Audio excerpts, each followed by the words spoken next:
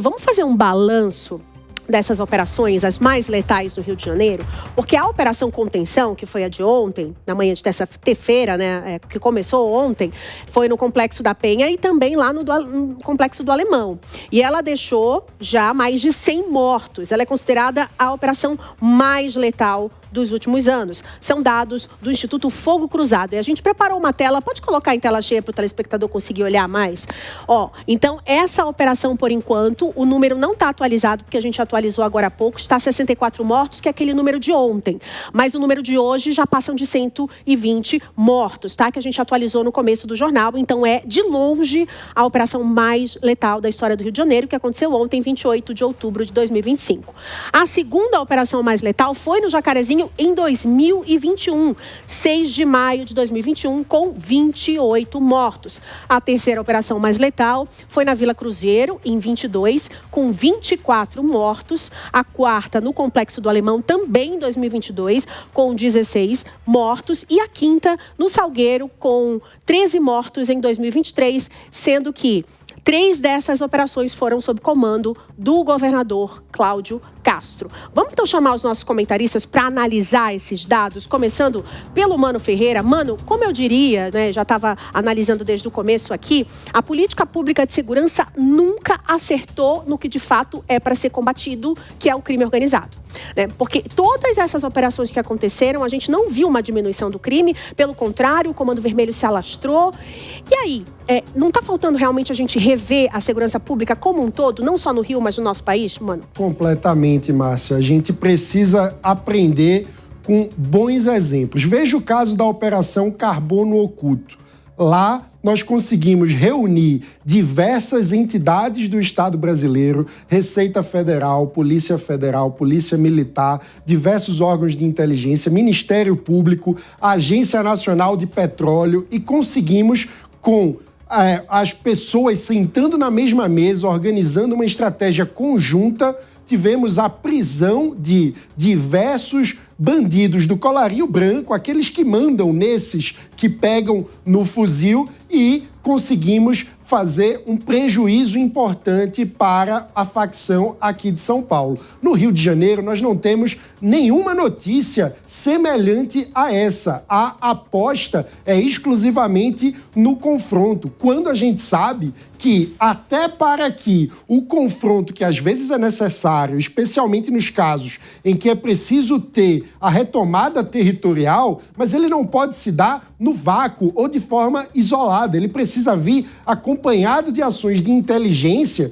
que, inclusive, façam com que, desnutrindo financeiramente essas organizações criminosas, elas tenham menos meios de irem para a confrontação com as autoridades policiais. Então, o Rio de Janeiro precisa urgentemente de um choque de boa política, e isso começa, evidentemente, com a população elegendo pessoas que, em primeiro lugar, não acabem presas daqui a alguns anos, né? Porque o Rio de Janeiro não virou o que virou do nada, virou o que virou com a completa desmoralização da política pública e também das autoridades. São diversos governadores presos e a gente precisa começar a virar esse jogo. É urgente que a gente construa uma força-tarefa multiagência, colocando para sentar na mesma mesa os funcionários dos diversos órgãos do Estado brasileiro, a nível municipal, federal, estadual, para que construam uma estratégia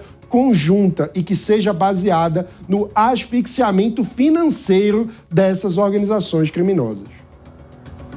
Há quem diz ainda que existe o Rio e o de Janeiro, né? São duas situações dentro de um mesmo estado. Vamos ouvir as análises do João Belutti também. O número de óbitos, ele vem aumentando, João, já um pouco mais de 120, mas de um outro lado, o número de armamento que foi apreendido também nesta operação é um número gigantesco de armas de uso restrito, armas com numerações raspadas, armas que, ao que nós conseguimos entender, são fornecidas por até agentes das forças de segurança, porque são são armas de uso restrito, arma das Forças Armadas, enfim, que acabam sendo localizadas. E agora, esse acesso também desse armamento, armas que são compradas internacionais, outras que são fabricadas, vendidas e compradas aqui. De que forma também justificar entre os criminosos e esses armamentos que foram apreendidos durante a operação, João? Pois é, Bruno, e esse ponto que você mencionou ilustra bem a dificuldade do combate ao crime lá no Rio de Janeiro. O governador Cláudio Castro mencionou que pediu ao governo federal blindados, e esses veículos blindados, que seriam para empurrar as barricadas que são montadas ali pelo crime organizado na entrada das comunidades, das favelas. Esses blindados só o governo federal tem, porque a legislação não permite que os estados façam essa compra. E, segundo o governador, teriam sido negados num primeiro momento essa questão dos blindados. Ao passo que o crime organizado detém armamentos que nem a polícia acaba tendo acesso. Então, é uma situação ultra complexa e multifatorial que demanda uma atuação multidepartamental de todo o estado. O que a gente espera é que tenha uma continuidade.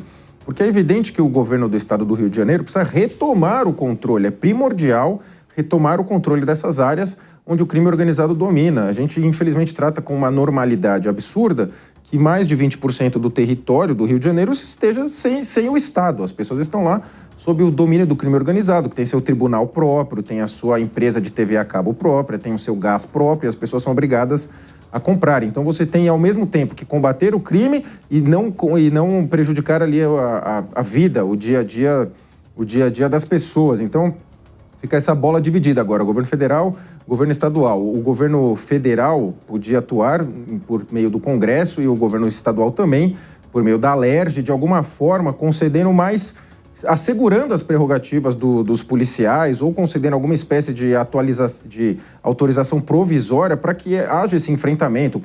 Quando há esse enfrentamento, é óbvio que tem efeitos colaterais, infelizmente, como ocorreu ali no complexo da Penha.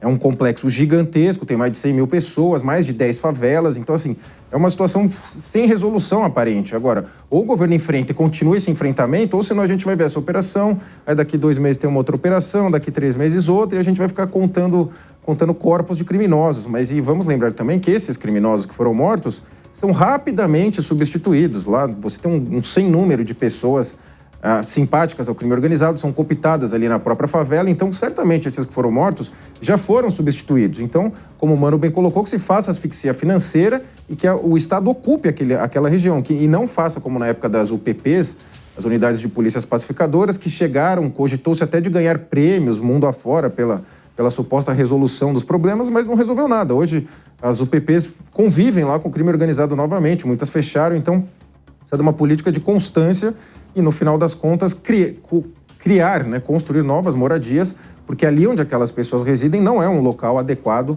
para que se viva com dignidade, conforme prevê a Constituição, que todos têm o direito a viver com dignidade. Ali certamente não é o caso, e que o governo federal, se não for ajudar, o Supremo, enfim, que pelo menos não se intrometa, porque essa tal da DPF das favelas, que você tem que justificar a operação, o governador bem falou, você tem que comunicar uma dezena de órgãos para poder realizar a operação. Aí acaba que há vazamentos. Então, essa operação não teve vazamento.